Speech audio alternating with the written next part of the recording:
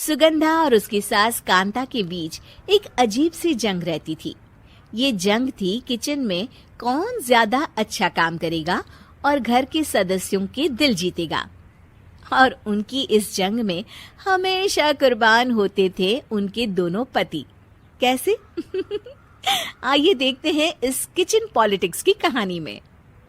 एक दिन किचन में, माँ जी, आज मैं बना रही हूँ मेथी की सब्जी। इस खाने से घर वालों के पेट की सारी समस्या खत्म हो जाएगी। और मैं बना रही हूँ तड़के वाली छाछ, जिसे पीते ही गैस की समस्या कभी नहीं होगी। दोनों अपने अपने खाने को लेकर टेबल पर पहुंच जाती हैं। तभी सुगंधा के ससुर उसकी बनाई सब्जी की तारीफ कर देते हैं। अरे वाह, मेथी की सब्जी भी बनी है, बड़ी ही स्वादिष्ट है। वाह बहू वाह। अरे बहू, लेकिन इसमें इतनी सारी मेथी बर्बाद करने की क्या जरूरत थी? देखिए माँ जी, ये तो वो मेथी है जो आप रात में भिगोकर सुबह उसका पानी पीती हैं, और जो मेथी फेंक देती हैं उसी से मैंने ये सब्जी बनाई है। अरे वाह बहू, तुमने तो बड़ा ही समझदारी का काम किया। बस अब क्या था, कांता जी का तो मानो ये सुनकर खून ही सूख गया। वो फैसला कर लेती है कि किसी भी तरह वो अपने खाने की तारीफ लेकर ही रहेगी और सुगंधा को किचन में उसकी कमियां गिनाएगी। कांता फ्रिज खोलकर देख रही होती है और फिर सुगंधा से कहती है, अरे बहू, ये क्या, पूरा फ्रिज गंदा पड़ा है। तभी वहाँ सुगंधा का पति आ जाता है।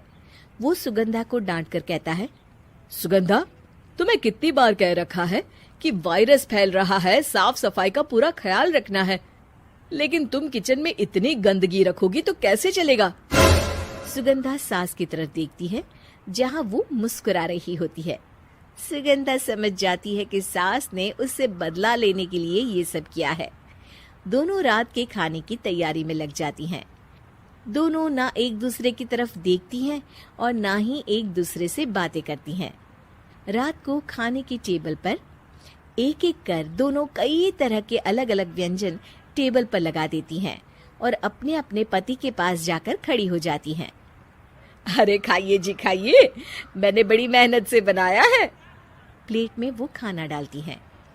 सुगंधा भी दोनों की प्लेट में खाना डालते हुए कहती है, बड़ी ही मेहनत लगी है इस खाने को बनाने में। हाँ, दोनों को ना चाहते हुए भी सारा खाना खाना पड़ता है। कहीं दही तो कहीं मलाई तो कहीं मसाला। और इन सब के बाद दोनों बड़ी ही मुश्किल से अपने कमरे में सोने जाते हैं। लेकिन अगली सुबह सुगंधा का पति चिल्ला रहा होता है, हाय रे, हाय मेरा तो पेट खराब हो गया, हाय माँ बहुत दर्द हो रहा है।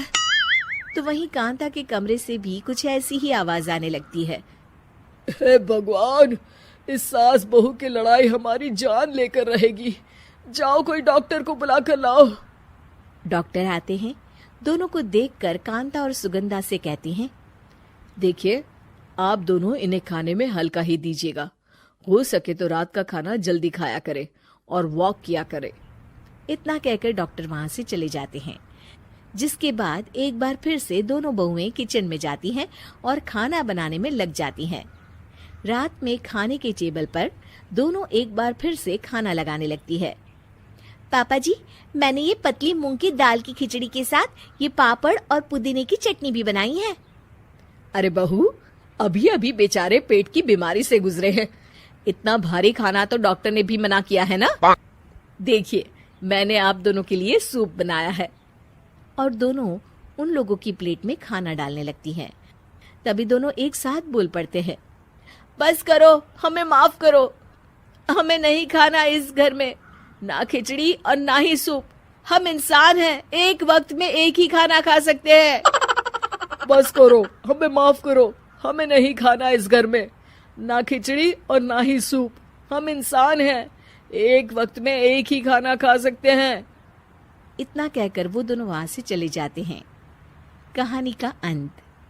आप लोग उम्मीद कर रहे होंगे कि अंत में सब ठीक हो जाएगा।